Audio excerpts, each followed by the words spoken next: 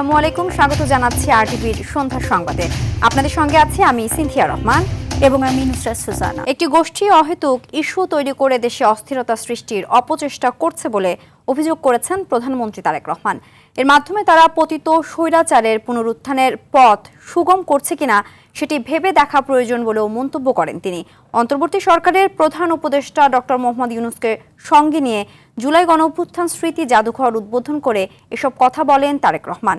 তিনি বলেন, ফ্যাসিবাদ বিরোধী আন্দোলনে হত্যাকাণ্ডের বিচার হবে স্বচ্ছ, নিরপেক্ষ ও বিশ্বাসযোগ্য। রুদ্র রফিকের রিপোর্ট।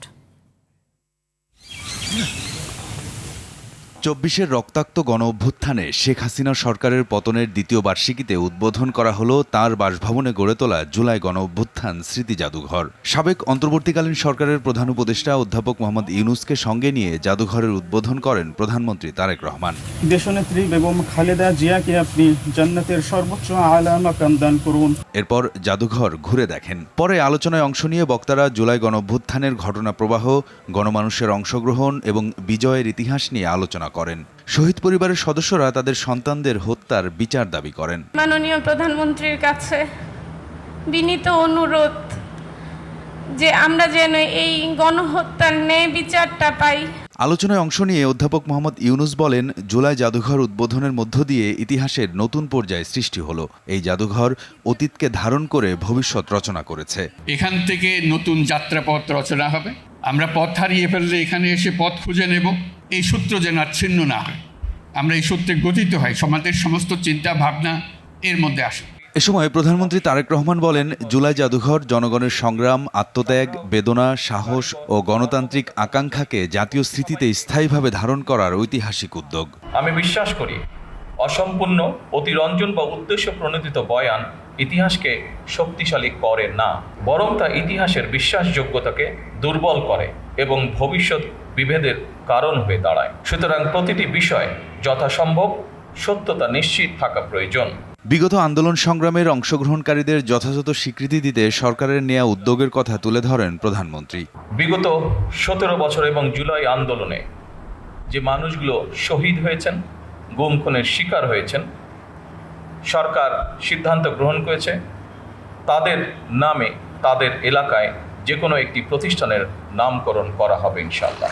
দেশের গণতান্ত্রিক জনগণ আশা করে এই জাদুঘর কোনো একটি দল, গোষ্ঠী বা ব্যক্তির একক রাজনৈতিক ভাষ্য প্রতিষ্ঠার স্থান হবে না। কারণ 2024 সালের গণ অভ্যুত্থান কোনো একক ব্যক্তি, গোষ্ঠী কিংবা দলের নয়। এই অভ্যুত্থানের মহানায়ক বাংলাদেশের গণতান্ত্রিক জনগণ। সংবিধান সংশোধন ও স্বাক্ষরিত জুলাই সনদ বাস্তবায়নের কার্যক্রম শুরু হয়েছে জানিয়ে তারেক রহমান বলেন, অহেতুক ইস্যু তৈরি করে দেশকে অস্থিতিশীল করার পায়তারা চলছে। ফ্যাসিবাদের মুক্ত বাংলাদেশে কেউ কেউ অহেতুক ইস্যু তৈরি করে দেশে অস্থিরতা সৃষ্টির অপচেষ্টা শুরু করেছে। এসব পরিস্থিতি তৈরি করে তারা নিজেদের অজান্তেই পতিত পরাজিত পলাতক স্বৈরাচারের পুনরুত্থানের পথ সুগম করছে কিনা সেটি মনে হয় ভেবে দেখা প্রয়োজন আমাদের। জুলাই হত্যাকাণ্ডের বিচার স্বচ্ছ, নিরপেক্ষ এবং বিশ্বাসযোগ্য হবে বলে পুনরায় প্রতিশ্রুতি দেন প্রধানমন্ত্রী। আইনের শাসন নিশ্চিত করার জন্যই প্রতিটি অপরাধের বিচার হওয়া অত্যন্ত জরুরি। রুদ্র রফিক, আরটিভি, ঢাকা। আওয়ামী লীগের অনুশোচনা নেই, দলটি নির্লজ্জের মতো আবারও দেশে আসার কথা বলছে। এমন সমালোচনা করে ভারপ্রাপ্ত রাষ্ট্রপতি হাফিজ উদ্দিন আহমদ বীর বিক্রম বলেছেন, আওয়ামী লীগের বিরুদ্ধে দেশের মানুষ এক। চীনমৈত্রী আন্তর্জাতিক সম্মেলন কেন্দ্রে জুলাই শহীদ পরিবার এবং জুলাই যোদ্ধাদের সংবর্ধনা প্রদান ও আলোচনা সভায় এসব কথা বলেন তিনি। এ সময় বাংলাদেশের মান অক্ষুণ্ণ রাখতে সবাইকে ঐক্যবদ্ধ হওয়ার আহ্বান জানান রাষ্ট্রপতি। আরও জানাচ্ছেন শামীম চৌধুরী। জুলাই গণ অভ্যুত্থানের 2 বছর পূর্তিতে জুলাই শহীদ পরিবার এবং জুলাই যোদ্ধাদের সংবর্ধনা প্রদান ও আলোচনা সভার আয়োজন করে মুক্তিযুদ্ধ বিষয়ক মন্ত্রণালয়।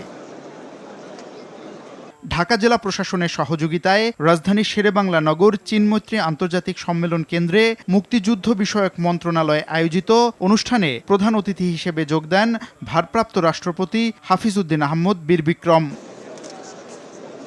সেখানে নিজেদের দাবির কথা তুলে ধরেন জুলাই যোদ্ধা ও জুলাই শহীদ পরিবারের সদস্যরা। আমার সন্তানকে যেভাবে মেরেছে, যদি আল্লাহ তাআলা হুকুম দিত না যে কবর থেকে উঠে এসে ওকে কিভাবে মারা হয়েছে সেটা সে আজকে বলে যাইতো। রমজানে ও কোরবানি ঈদে জুলাই আহতদেরকে বোনাস প্রদান করা হোক, জুলাই যোদ্ধাদের সঠিক চিকিৎসা করা হোক। বক্তব্যের শুরুতেই জুলাই শহীদদের স্মরণ করেন ভারপ্রাপ্ত রাষ্ট্রপতি। সবাইকে জুলাই ধারণ করার আহ্বান জানান তিনি। বাংলাদেশের এই সরকারের সবচাইতে গুরুত্বপূর্ণ কাজ জুলাইতে যারা আত্মাহুতি দিয়েছে সেই সব পরিবারের রক্ষণাবেক্ষণ করা, এটাই সবচাইতে পবিত্র দায়িত্ব। যারা আহত, চোখের দৃষ্টি হারিয়েছে, অঙ্গ হারিয়েছে, তাদেরকে সুস্থ করে তোলা এই সরকারের পবিত্র দায়িত্ব। ইনশাল্লাহ আমরা সবাই মিলে সেটি পালন করব। জুলাই গণহত্যা নিয়ে আওয়ামী লীগের অনুশোচনা নেই বলেও সমালোচনা করেন মেজর হাফিজউদ্দিন আহমদ বীর বিক্রম। এত অন্যায়, অবিচার, খুন, গুম, মানি লন্ডারিং, হত্যা, নির্যাতন, আয়নাঘর, এতে তারা কোনো লজ্জাবোধ করে না তো। আবার বলে যে ডিসেম্বর মাসে আসেন, দেশে এসে পদার্পণ করবেন। আমরা অপেক্ষা করে আছি, আসেন দেশে আছেন, দেখা হবে ইনশাল্লাহ রাজপথে। 27 বছর বয়সে মুক্তিযুদ্ধ করেছি, এখন 82 বছর বয়সে আরেকটা করব বাংলাদেশের জন্য। এর আগে জুলাই যোদ্ধা ও জুলাই শহীদ পরিবারের প্রতিনিধিদের হাতে সম্মাননা স্মারক তুলে দেন ভারপ্রাপ্ত রাষ্ট্রপতি। শামীম চৌধুরী, RTV, ঢাকা। গণভোটের গণরায় বাস্তবায়নে রাষ্ট্রপতির প্রতি আহ্বান জানিয়েছে জামায়াত। জুলাই শহীদ পরিবার এবং জুলাই যোদ্ধাদের সংবর্ধনা ও আলোচনা সভায় এই অনুরোধ জানান দলটির সেক্রেটারি জেনারেল মিয়া গোলাম পরওয়ার। তবে গণরায় বাস্তবায়নে জামায়াতের চাহিদা পূরণ করতে সংবিধান সংশোধন কমিটিতে বসার আহ্বান জানিয়েছেন স্বরাষ্ট্রমন্ত্রী সালাউদ্দিন আহমদ। শামীম চৌধুরীর আরও একটি রিপোর্ট। জুলাই গণ অভ্যুত্থানের 2 বছর পূর্তিতে রাজধানীর চিন্মৈত্রী আন্তর্জাতিক সম্মেলন কেন্দ্রে জুলাই শহীদ পরিবার এবং জুলাই যোদ্ধাদের সংবর্ধনা প্রদান ও আলোচনা সভার আয়োজন করে মুক্তিযুদ্ধ মন্ত্রণালয়। অনুষ্ঠানে জুলাই নিয়ে একটি ডকুমেন্টারি প্রদর্শন করা হয়। এ সময় ডকুমেন্টারিটিকে একপেশে অভিযোগ করে হট্টগোলের সৃষ্টি হয়। দয়া করে আপনারা শান্ত থাকুন, আমরা অনুষ্ঠানটা পরিস্থিতি শান্ত করেন স্বরাষ্ট্রমন্ত্রী সালাউদ্দিন আহমদ। কি বক্তব্য আপনারা বলুন, আমরা শুনবো। সেখানে বক্তব্যে জুলাই গণ অভ্যুত্থানকে একটি দল কুক্ষিগত করতে চায় বলে অভিযোগ করেন এনসিপির সদস্য সচিব আক্তার হোসেন। এই 24-এর অভ্যুত্থানে যারা অংশগ্রহণ করেছিলেন, তিনি বিএনপির হন, তিনি জামাতের হন, তিনি বামপন্থী হন, প্রাইভেট বিশ্ববিদ্যালয়ের শিক্ষার্থী হন, মাদ্রাসার শিক্ষার্থী হন, রিক্সা চালক হন, প্রবাসী হন, যে সেকশনের মানুষেরাই তারা হন না কেন, আমরা সব সময় তাদেরকে আমরা স্মরণে রাখি, আমরা তাদের কথাটা উচ্চারণ করি। ডকুমেন্টারি একপেশে হলে তা সংশোধনের কথা বলেন মুক্তিযুদ্ধ বিষয়ক মন্ত্রী। সেখানে সরকারের 5 মাসে জুলাই যোদ্ধা ও জুলাই শহীদ পরিবারের জন্য নেয়া পদক্ষেপও তুলে ধরেন মন্ত্রী। জুলাই শহীদদের ভাতা দিয়েছি 18 কোটি টাকা। আমরা জুলাই যোদ্ধাদের এককালীন অনুদান দিয়েছি 214 কোটি টাকা। আমরা জুলাই যোদ্ধাদের অন্যান্য ভাতা দিয়েছি 169 কোটি টাকা। বক্তব্যে জুলাই শহীদ পরিবারের আকাঙ্ক্ষা পূরণ হয়নি অভিযোগ করেন জামায়াতের সেক্রেটারি জেনারেল মিয়া গোলাম পরওয়ার। জুলাই অভ্যুত্থানের যে গণ আকাঙ্ক্ষা সেটা আমরা সবাই জানি। সর্বকনিষ্ঠ শহীদ জাবির ইব্রাহিম বলুন, আনাস বলুন, মেহেদী হাসান বলুন, আর ওদিকে মুগ্ধ আবু সাইদ বলুন, সহস্রাধিক জীবন, 20-30 হাজার মানুষের ক্ষত বিক্ষত, রক্তাক্ত, অশ্বসিক্ত মানুষের এখনো যে কান্না। স্বরাষ্ট্রমন্ত্রী বলেন, জুলাই সনদের প্রতিটি অক্ষর বাস্তবায়ন করবে সরকার। শুধু জুলাই চেতনার উপর নির্ভর করে রাজনীতি করা যাবে না বলেও জানান স্বরাষ্ট্রমন্ত্রী। যারা জুলাই চেতনার উপর নির্ভর করে রাজনীতি করছে, সেই রাজনীতি করা যাবে না। 71-এর চেতনাকে বিক্রি করতে করতে ফ্যাসিবাদী শেখ হাসিনা দিল্লি যেয়ে বসে আছে।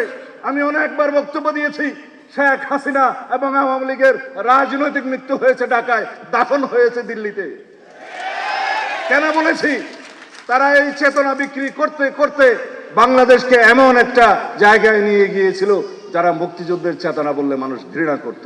গণহত্যা ও মানবতা বিরোধী অপরাধের জন্য দল হিসেবে আওয়ামী লীগকেও বিচারের কাঠগড়ায় দাঁড় করানোর কথা বলেন সালাউদ্দিন আহমদ। মানুষটা আমার পাশে সবসময় থাকেন, আমার মা। শামীম চৌধুরী, RTV, ঢাকা।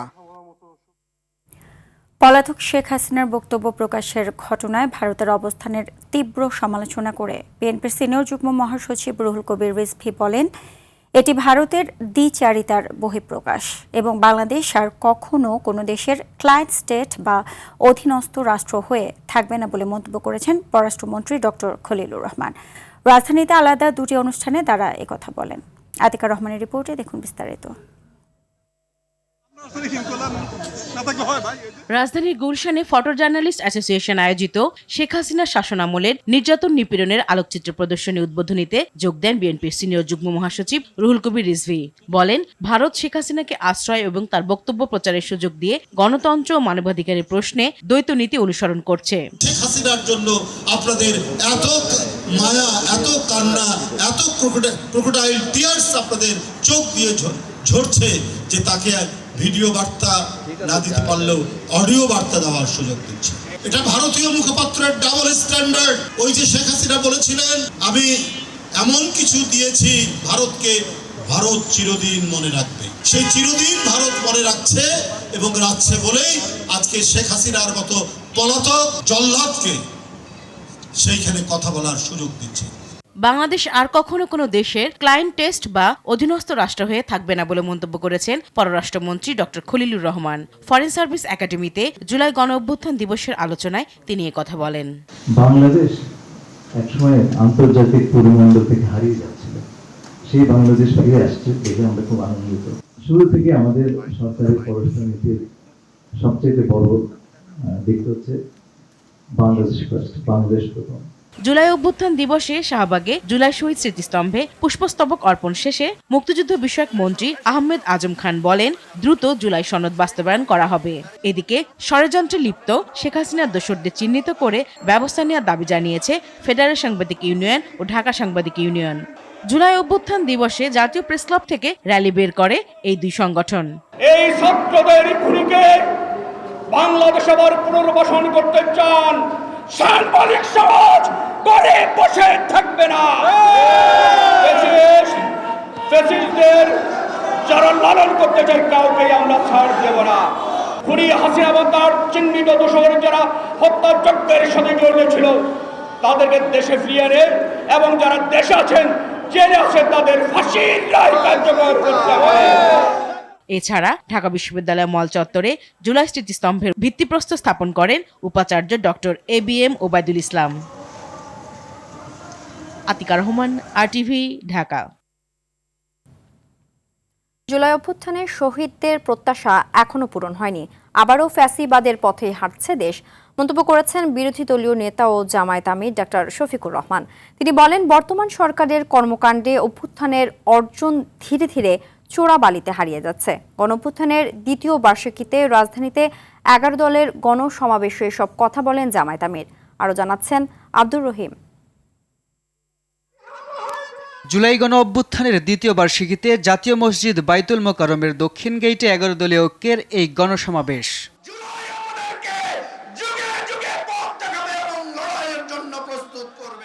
গণভোটের রায় বাস্তবায়ন ও জুলাই গণহত্যায় জড়িতদের বিচারের দাবিতে এই গণসমাবেশের 11 দলের নেতারা অভিযোগ করেন, গণভোটের রায় নিয়ে প্রতারণা করছে সরকার। লড়াইটা এখন গণভোটের রায় বাস্তবায়নের লড়াই, লড়াইটা হলো শহীদদের বিচারের লড়াই। আপনারা আসলে লড়াইতে আসুন, আমরা আর কোনো বিধি চাই না। গতকালের 3টা জায়গায় যে হামলা হয়েছে এটাই প্রমাণ করে আপনার দলের লোকেরা আপনাকে প্রধানমন্ত্রী হিসেবে চায় না। প্রধান অতিথির বক্তব্যে বিরোধী দলীয় নেতা জুলাই শহীদদের রাষ্ট্রীয় স্বীকৃতি, শহীদ পরিবারের পুনর্বাসন, আহতদের প্রয়োজনীয় চিকিৎসা নিশ্চিতের পাশাপাশি গণহত্যার সঙ্গে জড়িতদের বিচার ও শাস্তি নিশ্চিতের দাবি জানান। যারা জীবন দিয়েছে তাদেরকে রাষ্ট্রীয় খেতাবে ভূষিত করতে হবে, শহীদ পরিবারগুলোকে সম্মানের সাথে পুনর্বাসন করতে হবে, যারা আহত পঙ্গু হয়েছে তাদের সুচিকিৎসা নিশ্চিত করতে হবে। জামাত আমির অভিযোগ করে বলেন, সরকার জুলাই ও জনগণের সঙ্গে প্রতারণা করে আবারও ফ্যাসিবাদের পথেই হাঁটছে। এটা জাতির সাথে সুস্পষ্টভাবে প্রতারণা। এবং তারা সংসদে দাঁড়িয়ে এটা স্বীকার করে নিয়েছেন। স্বীকার করে নেওয়ার জন্য ধন্যবাদ। মনে রাখবেন, এই স্বীকারোক্তির মাধ্যমে আপনারা প্রতারক হিসাবে জাতির সামনে নিজেদের নাম রেজিস্ট্রেশন করে নিয়েছেন। পরে মিন্টু রোডে সরকারি বাসভবনে জুলাই গণ অভ্যুত্থানের ওপর স্থির চিত্র প্রদর্শনীর উদ্বোধন করেন বিরোধী দলীয় নেতা। এ সময় তিনি বলেন, ছাত্র রাজনীতির নামে শিক্ষাঙ্গনে পবিত্র ভূমিকে রক্তাক্ত করছে ছাত্রদল। সেই বাইরের টুকাই, সেই বাইরের সন্ত্রাসী শিক্ষাঙ্গনের পবিত্র অঙ্কনকে তারা কলুষিত করছে, রক্তাক্ত করছে। এই বাংলাদেশের জন্য আমাদের শহীদরা জীবন দিয়ে যায়নি। এদিকে ঢাকা বিশ্ববিদ্যালয় শিবিরের ছাত্র গণজমায়েতে যোগ দিয়ে জামাতের সহকারী সেক্রেটারি জেনারেল হামিদুর রহমান আজাদ বলেন, 11 দলের সামনে বিএনপি তার পতনের গন্ধ পাচ্ছে দেখেই ছাত্রদল ক্যাম্পাস দখলে মরিয়া হয়ে উঠেছে। 11 দলের আন্দোলনের মুখে তাদের পতনের বাণী শুনতে পাচ্ছে। পতন ঠেকানোর জন্য এখন শিক্ষাঙ্গন দখল করতে চায় ছাত্রদলকে দিয়ে। ছাত্রলীগের মতো মাস্তানি করে ছাত্রদল টিকতে পারবে না বলেও মন্তব্য করেন হামিদুর রহমান আজাদ। কোন শিক্ষাঙ্গনে তারা যেমন টিকতে পারে নাই। আব্দুর রহিম, RTV, ঢাকা। মুক্তি, ঐক্য ও প্রতিবাদের যে চেতনা জুলাই আন্দোলনে জন্ম নিয়েছিল, সেই স্পিরিটকে গানের মাধ্যমেও উদ্যাপন করতেই রাজধানীর সোহরাওয়ার্দী উদ্যানে সংস্কৃতি বিষয়ক মন্ত্রণালয়ের উদ্যোগে বাংলাদেশ শিল্পকলা একাডেমির তত্ত্বাবধানে এবং বাংলাদেশ মিউজিক্যাল ব্যান্ডস অ্যাসোসিয়েশনের সহযোগিতায় রাজধানীর সোহরাওয়ার্দী উদ্যানে চলছে কনসার্ট ফর ডেমোক্রেসি। কনসার্টে গাইছেন মাইলস, ওয়ারফেজ, ডিফারেন্ট টাচ, লালন, হাইওয়ে, এসএইস এবং রেরে।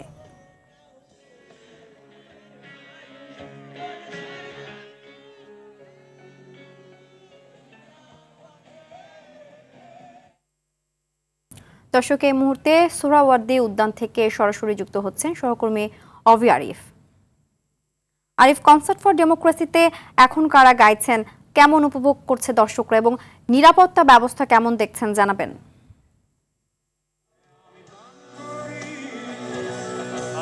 আপনি জানেন যে জুলাই গণঅভ্যুত্থানের দ্বিতীয় বর্ষপূর্তি উপলক্ষে রাজধানী ঢাকায় বড় দুটি কনসার্টের আয়োজন করা হচ্ছে। তার মধ্যে একটি চলছে মানিকপুর অ্যাভিনিউতে এবং আরেকটি চলছে ঐতিহাসিক সোহরাওয়ার্দী উদ্যান। এবং এই সোহরাওয়ার্দী উদ্যানের আজকের এই কনসার্টটি বিকেল 3টা থেকে শুরু হওয়ার কথা ছিল। বৃষ্টির কারণে বা বৈরী আবহাওয়ার কারণে কিছুটা কাল ক্ষেপণ করে সেটি 4টা নাগাদ শুরু এবং 4টায় সেটি শুরু হয়ে ইতিমধ্যে চলমান রয়েছে। এবং এই কনসার্টগুলো জনসাধারণের জন্য সর্বোচ্চ এবং উন্মুক্ত এবং এই কনসার্টটি রাত 9টা পর্যন্ত চলার কথা রয়েছে। জানিয়ে রাখতে চাই যে আজকে এই কনসার্টটির আয়োজকরা যেটি বার্তা দিচ্ছেন যে জুলাই গণঅভ্যুত্থানে সঙ্গীত আসলে গুরুত্বপূর্ণ ভূমিকা পালন করেছে বা রেখেছে বলে তারা দাবি করছেন এবং তাই এই সঙ্গীতের মাধ্যমে তারা দিনটিকে পালন করছেন এবং জুলাই গণ আন্দোলনের স্মৃতি নতুন প্রজন্মের কাছে জীবন্ত রাখতে এই কনসার্টের আয়োজন। এবং অংশগ্রহণকারী যে ব্যান্ডগুলো রয়েছে তাদের মধ্যে রয়েছে মাইলস, ওয়ারফেজ, ডিফারেন্ট টাচ, লালন, হাইওয়ে, এসএস এবং রের। এবং জুলাই অভ্যুত্থানের দ্বিতীয় বর্ষপূর্তিতে সোহরাওয়ার্দী উদ্যানের অনুষ্ঠিত এই কনসার্টের পরিবেশ ও জাঁকজমকপূর্ণ মুহূর্তগুলো দর্শকরা কিন্তু দারুণভাবে উপভোগ করছেন এবং অনুষ্ঠানটি ঘিরে পর্যাপ্ত নিরাপত্তার ব্যবস্থা রয়েছে এবং সুন্দর ও সুশৃঙ্খল আয়োজন সম্পন্ন করতে কিন্তু সংশ্লিষ্ট ব্যক্তিরা কিন্তু প্রস্তুত রয়েছেন। এবং ঠিক এই মুহূর্তে দেখছেন যে রাজধানীর সোহরাওয়ার্দী উদ্যানে এই কনসার্টকে ঘিরে যে ব্যাপক আয়োজন, সেই ব্যাপক আয়োজন এক কথা বলা চলে যে সার্থক হয়েছে। কেননা এখানে সোহরাওয়ার্দী উদ্যানের যে কানায় কানার দর্শক কিন্তু এই মুহূর্তে পরিপূর্ণ অবস্থান রয়েছে এবং তাদের নিরাপত্তায় সতর্ক অবস্থান রয়েছে আইন শৃঙ্খলা বাহিনী। তো এ ছিল রাজধানীর সোহরাওয়ার্দী উদ্যান থেকে আজকের এই কনসার্টের সর্বশেষ। ধন্যবাদ। 2 সপ্তাহের বেশি সময় পার হলেও দেশ জুড়ে শুরু হওয়া গ্যাস সংকটের কোনো সমাধান হয়নি। রাজধানী সহ আশপাশের সিএনজি ফিলিং স্টেশন, বাসাবাড়ি কিংবা শিল্প কারখানা সবখানে গ্যাস সংকট তীব্র আকার ধারণ করেছে। পর্যাপ্ত চাপ না থাকায় একদিকে যেমন বহু সিএনজি স্টেশন সাময়িকভাবে বন্ধ রাখা হয়েছে, অন্যদিকে রান্নার গ্যাস না পেয়ে চরম ভোগান্তিতে পড়েছেন নগরবাসী। এদিকে সন্ধ্যায় মহেশখালী এলএনজি টার্মিনাল থেকে 200 থেকে 250 মিলিয়ন ঘনফুট গ্যাস সরবরাহ বেড়েছে বলে জানিয়েছে কর্ণফুলী গ্যাস কর্তৃপক্ষ। বিস্তারিত অঙ্কন চৌধুরীর রিপোর্টে। টানা 2 সপ্তাহের বেশি সময় ধরে চলা গ্যাস সংকটে দেশ জুড়ে স্থবির হয়ে পড়েছে সাধারণ মানুষের জীবন। সবচেয়ে খারাপ অবস্থা রাজধানীর সিএনজি ফিলিং স্টেশনগুলোতে। লাইনে দাঁড়িয়ে ঘন্টার পর ঘন্টা পার হলেও কাঙ্ক্ষিত চাপ না থাকায় মিলছে না পর্যাপ্ত গ্যাস। গ্যাসের অভাব ও নিম্নচাপের কারণে ইতোমধ্যে অনেক ফিলিং স্টেশন সাময়িকভাবে তাদের কার্যক্রম বন্ধ রাখতে বাধ্য হয়েছে। আজকে ছুটির দিন ভাবছি তাড়াতাড়ি নিব, সকাল 6টার দিকে যেভাবে আসছি নাস্তাও করি নাই, এই যে নিতে নিতে প্রায় যে 10টা হয়তো 10:30 আরও আধা ঘন্টা লাগতে পারে আর কি। আমরা ডিউটি করি এমন সময় 6টা থেকে 8টা পর্যন্ত, মানে 8 ঘন্টা ডিউটি করার পরে আমরা গ্যাস লইতে আসি, আইসা সারা রাত মনে করেন যে 2টা-3টা বাজে জায়গা। লাইনে থেকে গ্যাস আসে না, একটা গাড়িতে গ্যাস দিতে খুব কষ্ট হয়। যে গাড়িতে আগে 500-600 টাকার গ্যাস ঢুকতো এখানে ঢুকে 300, 400, 350 এরকম। শুধু সড়কেই নয়, গ্যাস সংকটের আঁচ লেগেছে সাধারণ মানুষের রান্নাঘরেও। রাজধানীর বিভিন্ন এলাকার বাসাবাড়িতে ভোর থেকেই নিভে থাকছে চুলার আলো। কোথাও কোথাও মিটমিট করে জ্বলা চুলায় দুপুরে রান্না করাচ্ছে গভীর রাতে। সারাদিন তো থাকেই না, এমন সময় হয় যে আমার ওয়াইফ রান্না করতে পারে না, গ্যাস তো নাই, দোকান থেকে রুটি কলা এনে খাইতে হয়, সময় সময় ছেলে মেয়ে না খেয়েও থাকে। গ্যাস না থাকার কারণে সিলিন্ডারে রান্না করে।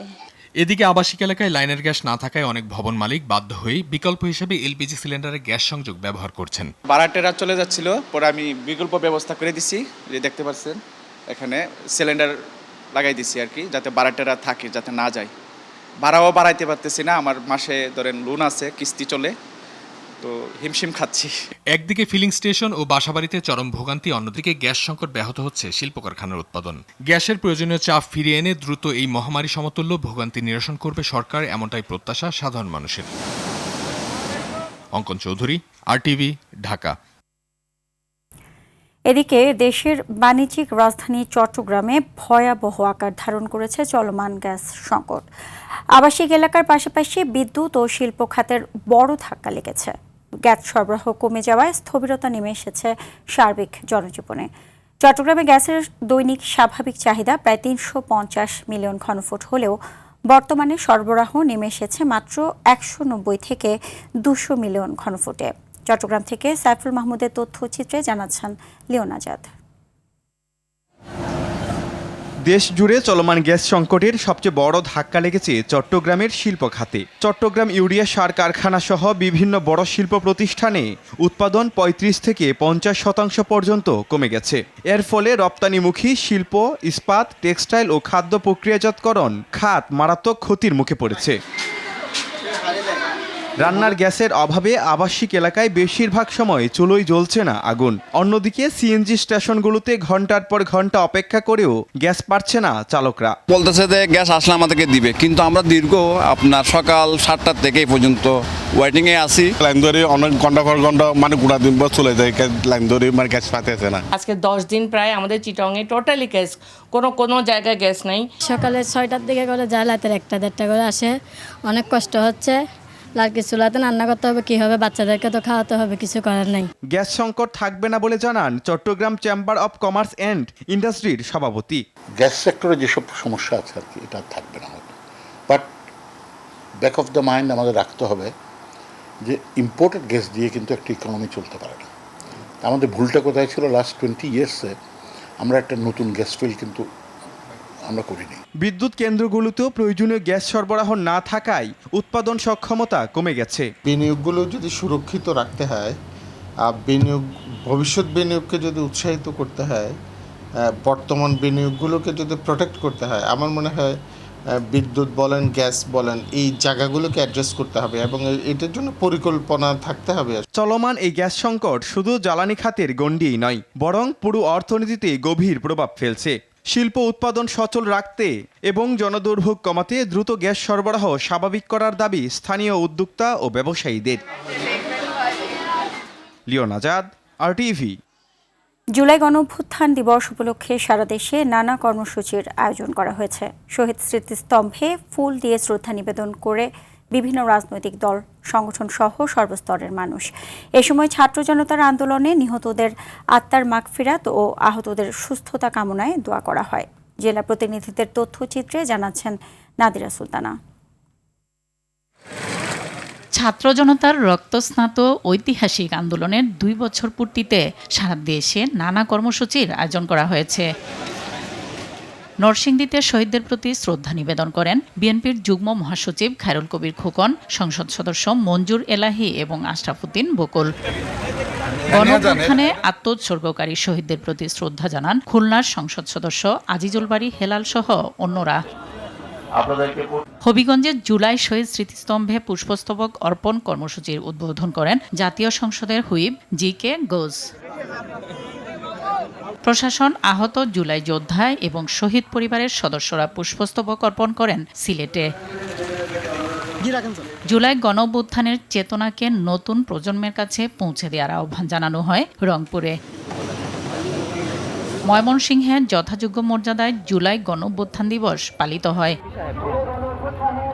শহীদদের স্মরণে নারায়ণগঞ্জে পুষ্পার্ঘ অর্পণ করেন জেলা প্রশাসক সহ স্থানীয় সংসদ সদস্য আব্দুল্লাহ আল আমিন। ঝিনাইদহে শহীদদের আত্মত্যাগের মূল্যায়ন এবং হত্যায় জড়িতদের দ্রুত বিচারের দাবি জানান স্বজনরা। মাগুরায় শহীদ স্মৃতিস্তম্ভে পুষ্পস্তবক অর্পণ করেন সংসদ সদস্য মনোয়ার হোসেন খান। স্মৃতিস্তম্ভে পুষ্পস্তবক অর্পণ করেন গোপালগঞ্জের সংসদ সদস্য ডাক্তার এ.কে.এম. বাবর সহ অন্যরা। কুষ্টিয়া ইসলামী বিশ্ববিদ্যালয়ে র্যালি করা হয়েছে। জুলাই যোদ্ধাদের সংবর্ধনা দেওয়া হয়েছে দিনাজপুর, পাবনা, নেত্রকোনা, চাঁপাইনবাবগঞ্জ, শরীয়তপুর, বরগুনায়। আলোচনা সভা করা হয়েছে গাজীপুর, মুন্সিগঞ্জ, ব্রাহ্মণবাড়িয়া, সাতক্ষীরা, পীরগঞ্জ, হিলিতে। এছাড়া নড়াইল, চুয়াডাঙ্গা, ঝিনাইদহ, ঝালকাঠি, জয়পুরহাট, সিরাজগঞ্জ, রাঙামাটিতে দিবসটি পালিত হয়েছে। দিবসটি উপলক্ষে বান্দরবানের 4টি পর্যটন কেন্দ্রে বিনামূল্যে প্রবেশ উন্মুক্ত করেছে জেলা প্রশাসন। গণহত্যা ও জুলাই সনদ বাস্তবায়নের দাবিতে হবিগঞ্জ, নওগাঁ, নাটোরে গণমিছিল ও সমাবেশ করা হয়েছে। নাদিরা সুলতানা, RTV। স্বৈরাচারী শাসন আমলে বিনা বিচারে 4,500-এরও বেশি মানুষকে ক্রসফায়ারের নামে পাখির মতো গুলি করে হত্যা করা হয়েছে। একই সময় বিরোধী রাজনীতিতে থাকার অপরাধে 60 লাখেরও বেশি মানুষের বিরুদ্ধে গায়েবী মামলা দেওয়া হয়েছিল বলে জানিয়েছেন আইনমন্ত্রী মোহাম্মদ আসাদুজ্জামান। বিকেলে জাতীয় শিল্পকলা একাডেমিতে আয়োজিত আবৃত্তি উৎসবে এসব তথ্য জানান তিনি। এ সময় জুলাই আন্দোলনে অংশ নেয়া প্রায় 1200 মানুষের এখনও খোঁজ মেলেনি জানিয়ে সংস্কৃতি প্রতিমন্ত্রী বলেন, আওয়ামী লীগ যতবার ক্ষমতায় এসেছে ততবারই স্বৈরশাসক হিসেবে প্রতিষ্ঠা করেছে।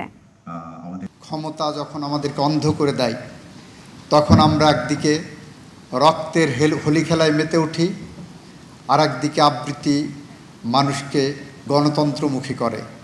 মানুষের মাঝে জুলাইয়ের চেতনা ছড়িয়ে দেওয়ার জন্য যে উদ্যোগ গ্রহণ করেছেন এবং যে উদ্যোগের সাথে বিদ্রোহী কবি কাজী নজরুল ইসলামকে সংযোগ ঘটিয়েছেন, নজরুলের কবিতাকে সংযোগ ঘটিয়েছেন, এ কারণে তাদেরকে বিশেষভাবে সাধুবাদ জানাই।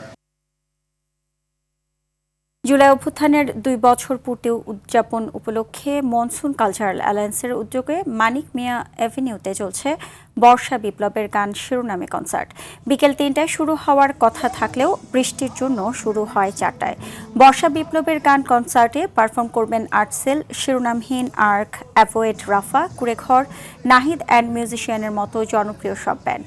এছাড়া একক শিল্পী হিসেবে পরিবেশনা করবেন আসিফ আকবর, র্যাপার সেজান, পারশা মেহজাবিন এবং কাজী আহনাফ তাহমিদ। এদিকে বৃষ্টি উপেক্ষা করে আয়োজনে মাতেন দর্শকরা।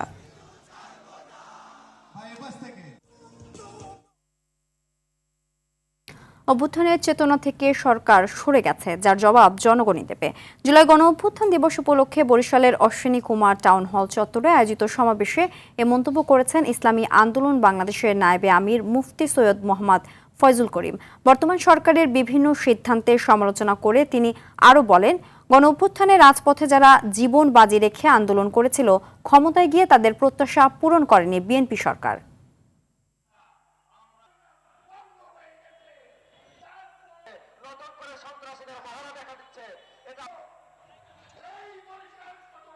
তিন তারিখ 4 তারিখ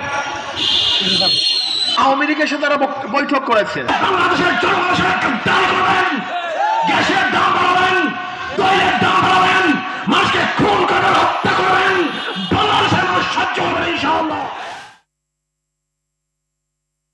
বরিশাল বিশ্ববিদ্যালয় ও নারায়ণগঞ্জের তোলারাম কলেজে আধিপত্য বিস্তার ও কর্মসূচি পালনকে কেন্দ্র করে ছাত্রদল ও ছাত্র শিবিরের মধ্যে দফায় দফায় সংঘর্ষের ঘটনা ঘটেছে। এসব সংঘর্ষে উভয় পক্ষের অন্তত 20 জন আহত হয়েছেন। সকালে বরিশাল বিশ্ববিদ্যালয়ে ছাত্র শিবিরের অদম্য জুলাই র্যালিতে বহিরাগতদের উপস্থিতি নিয়ে ছাত্রদলের সঙ্গে বাক বিতণ্ডা থেকে সংঘর্ষ বাধে।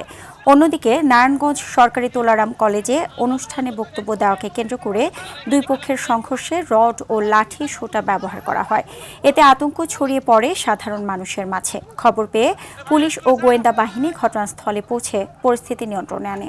আইনশৃঙ্খলা রক্ষাকারী বাহিনী জানিয়েছে, সিসিটিভি ফুটেজ পর্যবেক্ষণ করে দোষীদের বিরুদ্ধে আইনি ব্যবস্থা নেওয়া হবে। দীর্ঘ ৮ ঘন্টা পর নিয়ন্ত্রণে এসেছে ঢাকার শিল্পাঞ্চল আশুলিয়ার দুটি তামাকের গোডাউনের আগুন। ফায়ার সার্ভিসের 7টি ইউনিটের চেষ্টায় এই আগুন নিয়ন্ত্রণে আসলেও এখন পর্যন্ত পুরোপুরি নির্বাপন করা সম্ভব হয়নি। গোডাউনের ভেতরে আগুন জ্বলছে।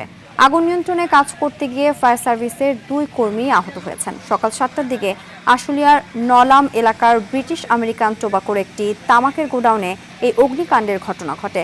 স্থানীয়দের অভিযোগ, আগুনের খবর গোডাউনের কর্মীদের জানালেও তারা তাদের প্রধান ফটক খুলতে রাজি হয়নি। পরে স্থানীয়রা ফায়ার সার্ভিসে খবর দেয়।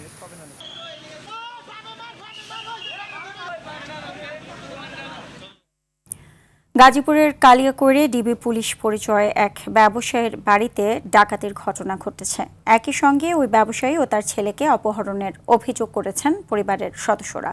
উপজেলার বরাব সোয়াপুর এলাকার ব্যবসায়ী রেজাউল করিম রাসেলের বাড়িতে এ ঘটনা ঘটে। রেজাউলের মা জানান, ডিবি পরিচয় দিয়ে বাড়িতে ঢুকে সবাইকে আটকে রেখে নগদ টাকা ও স্বর্ণালংকার লুট করে ডাকাতরা।